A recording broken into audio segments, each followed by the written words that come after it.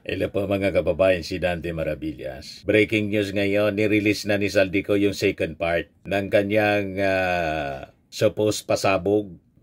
Ayan o. Breaking news, former Ako Bicol Representative Saldico says he did not benefit from the alleged 100 billion insertion in the national budget. Walang perang napunta sa akin. Lahat ng insertion napunta sa ating Pangulo at Speaker Martin Romualdez. Sabi niya sa kanyang second part ng video na nirelease ngayon pa lang po. Yan, yung kanyang Facebook page. Panoorin mga kababayan, narito po ang ikalawang bahagi ng aking paliwanag. Dito ninyo makikita at maunawaan na totoo ang mga payag ng isa sa mga testigo sa Senate Blue Ribbon Committee. Anyway, panoorin natin mga kababayan. Deliver papunta sa bahay nila nag-deliver papunta sa bahay nila Pangulong Bongbong Marcos at Speaker Martin Romualdez mag-insert o magpasok ng 100 billion worth of projects sa BICAM. Sana po ay hindi nila ako mapatay bago ko mailabas ang lahat. Ginawa ko lang ang utos sa akin, pero ngayon, handa na akong harapin ang lahat. Ginagamit ng administrasyon ang buong resources ng bansa para tumahimik ako. That he will shoot me if I will talk. Gagamitin ako bilang panakipbutas sa kanilang kampanya laban sa korupsyon. Hindi na ako mananahimik, ilalabas ko ang lahat ng katotohanan. May resibo, may ebidensya, at may pangalan. Again, I informed the Speaker and asked clearance about the instructions ng Pangulo. At ang sabi niya, wala tayong magagawa. Kaya po nagtataka ako kung bakit sinasabi ni Pangulo na hindi niya makilala ang budget. Samantalang lahat na binawas at dinagdag sa mga ahensya ng gobyerno ay humihingi ng approval sa kanya si Sec. Mina Pangandaman. Bago namin ginawa o tinapos ni Senator Chis Escudero during the BICAM. Sinabi pa ni Sec. Mina, everything is cleared with the President. Basta importante, pasok ang pondo na request ng Pangulo. The following day, sinabi ni Sec. Mina, approve na si Presidente BBM sa lahat na binawasan na ahensya. Masaya na ang Pangulo dahil naipasok ang gusto niyang 100 billion insertion. Wala pong perang napunta sa akin.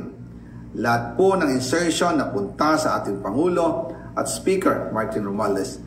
Ako lang at ang aking mga tao, sila Paul Estrada, Mark Ticsay, at ang aking mga security ang nag-deliver papunta sa bahay nila Pangulong Bongbong Marcos at Speaker Martin Romualdez sa North Forbes Park, South Forbes Park hanggang sa Malacanang. Yung mga deliveries po ay merong record ang aking mga tao. Totoo po yung sinasabi ni Orly Gutesa na nag-deliver siya sa Forbes Park. Totoo din po ang sinasabi ni Orly Gutesa na nag-deliver siya sa Malacanang nung siya ay nasa Senado. Para mapatunayan ang mga litrato na deliveries, ay ilalabas ko po together with this video.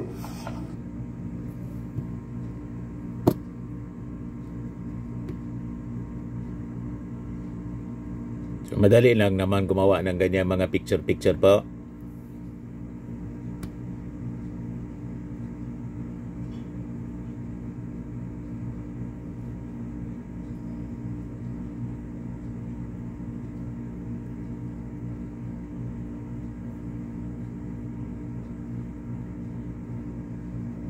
After po ng approval ng budget sa General Appropriations Act of 2025, nagtanong po ako sa DPWH kung magkano ang kailangan na ibigay sa Office of the President o ang SOP na bigayan. Ang sinagot sa akin ay 25%. Ang ibig sabihin nito, 25% ng 100 billion ang SOP na kailangan ibigay kay BBM mismo. In total, 25 billion ang napunta kay Pangulong Bongbong Marcos. Kaya ngayon ay hinahamon ko si Ombudsman Remulla kung seryoso talaga siya sa mga sinasabi niya sa kanyang press release na idadamay niya pati si Martin Romualdez kung magbibigay ako ng ebidensya. Patunayan niya ngayon ang pronouncement niya. Imbestigahan niya ang fraternity Brad at ang kanyang kaibigan na si Speaker Martin Romualdez kung talagang tutupad siya sa tungkulin niya. Imbestigahan din niya si President Bongbong Marcos. Sabi nga ni BBM nung SONA, let's do it right at mahiya naman kayo, hindi po ba? Nananawagan din po ako sa Senado na imbestigahan ang 100 billion insertion ni Presidente. Alam ko po na hindi gagawin ni Ombudsman Remulla ang hamon ko. Pero magaling ang Senado sa investigasyon at ako ay naniniwala na dahil sa kanila, lalabas ang katotohanan. Ay part 3 pa pala. So makikita ninyo, yung script na binabasa niya, pinuputol-putol, mga kababayan ni Saldico. Recorded at once. At siguro, ang intensyon nito, tama yung sinabi ng CBCP, Catholic Bishop Conference of the Philippines, na ginagamit para gatungan po ang political, yung destabilization po, sabi ng CBCP. Kaya serious siya. Halimbawa, maniwala yung mga tao, mag-aalsa po para mag-people power. Ito ang intention siguro po.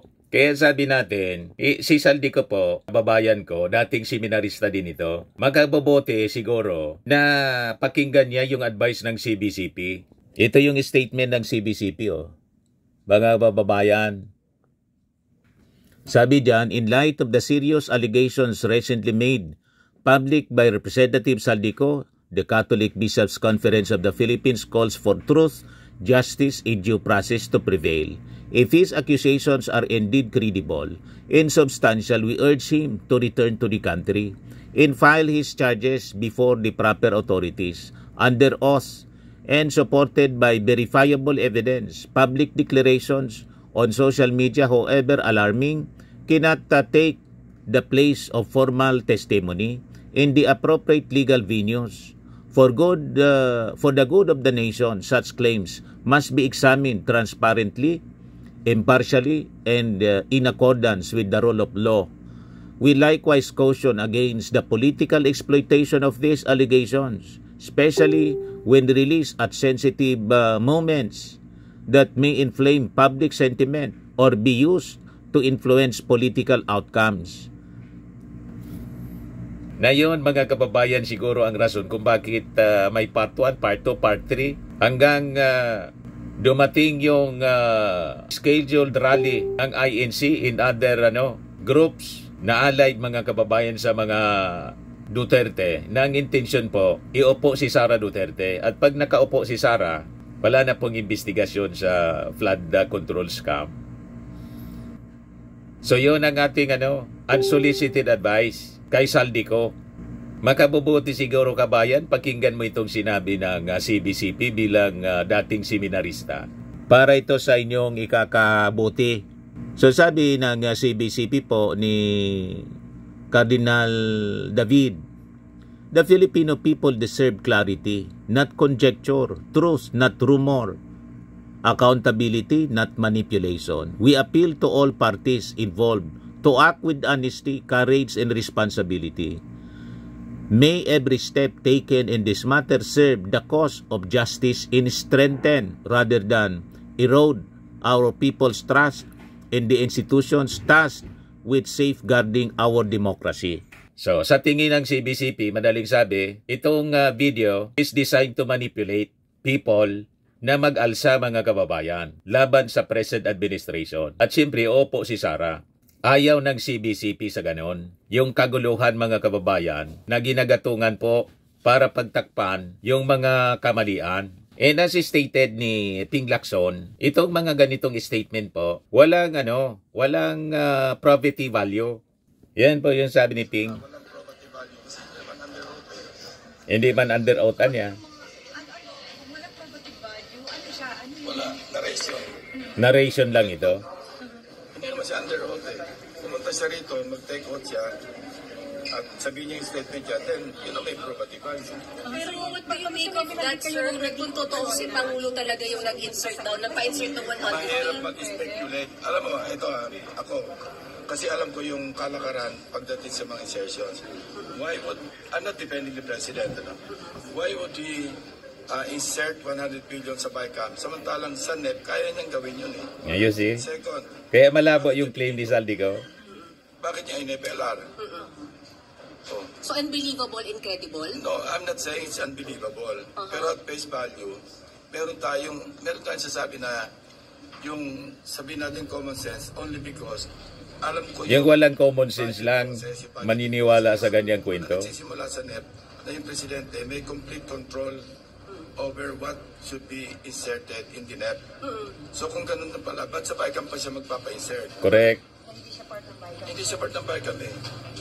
So dapat sa NEP pa lang, sinabihan niya na yung DBM, sinabihan niya yung DBCC, uy, magbigay yan ng 100 billion sa DPWH.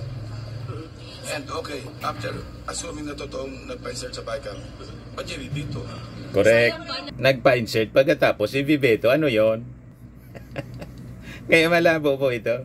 Kahit yung unang parte ng statement, pati itong parto at lalo na siguro sa part 3. Kasi pinitaso niya, ginawang serye, mga kababayan, na malinaw na ang intensyon, gatungan po yung destabilization.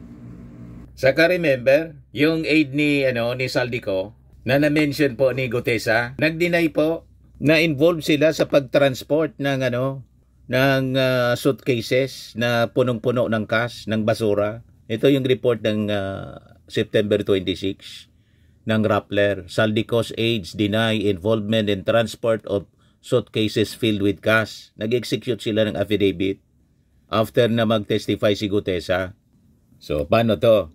Sabi dyan, 2 personal assistants of Ako Bicol Representative Saldico, whose names were mentioned by the congressman's former security consultant during the Senate Blue Ribbon Committee hearing into flood control projects, denied having knowledge of cash-filled luggages or luggage deliveries to the residences of Co and former House Speaker Martin Romualdez. Mark Bunagan and Alan Colisio submitted separate sworn affidavit on Friday, September 26, refuting Orly Rigala Gutesa's claim that they were coast security assistants. Sabi nila po, we only work together as personal assistants for Congressman Saldico's relatives from February 5, 2025 until August this year. I later found out that he stopped working starting August 6, 2025, sabi ni Colisio. During the entire time that we worked together, I do not recall, have not heard of or read anything about the alleged transport of bags of money to different places. Not once did we ever bring or were made to bring a suitcase of money to any location, especially not to the 56th floor of Horizon Residences, Taguig City, nor the 42 McKinley Street, Taguig City, as claimed by Orly Rigala Gutesa, sabi po ni Bunagan. So, sa second part ng statement ni Saldico, as usual, tulad ng naunang parte na video, kanyang nirelease kahapon, punong-puno ng butas po. Ang butas kasing laki ng butas ng ilong ko. Kaya yun ang advice natin kay kabayan, Saldico, pagpagagamit sa mga kalaban ng gobyerno. Ang maganda niyan, kipag-cooperate ka sa investigation. You have to heed the advice ng CBCP bilang dating seminarista para po hindi kayo mapahamak. At sabi ng ating Pangulo, yung mga contractors na may mga flood control projects na substandard at ghost, pwede naman kayo makipag-negotiate sa akin niya at gawin uli. Okay na. O diba? May solusyon ang ating Pangulo sa mga problemang ito. Ang gusto lang naman ng ating Pangulo, maayos ang implementasyon ng mga projects. Hindi yung mga ghost at substandard. Kasi tingnan naman po ninyo yung nangyari sa Cebu. Di ba po? Maganda ang mithiin ng ating gobyerno. Dahil po ang daming sabit, contractors, DPWH official, senador, congressman, gusto nilang pagtakpan. At tingin ko, ginagamit si Saldico para mapagtakpan ito ng tuluyan at ang intensyon nila, katungan ng destabilization. Comes now the release of series of statement galing kay Saldico na ngayon yung parto po, nirelease na po. Okay po, mga kababayan, malinaw na. Malabo po yung statement ni Saldi na nagpa-insert yung Pangulo ng 100 billion pagkatapos binito niya 194 billion. At bakit, mga kababayan, magpapa-insert yung Pangulo sa kanya na pwede naman niyang direktang gawin sa NEP? Ang uutusan lang niya si Amina Pangandaman, Budget Secretary. Di ba po? Illogical po itong script na pinabasa kay Saldico, mga kababayan. Ayan lang po. Huwag kayong sasali po sa rally. May banta po na baka matulad sa Plaza Miranda bombing, madamay po kayo. Brotherly advice sa bawat isa sa atin na baka kala ninyo simple itong nangyayari. Delikado po. Huwag maging casualty sa politika po na gusto nilang mangyari. Okay po?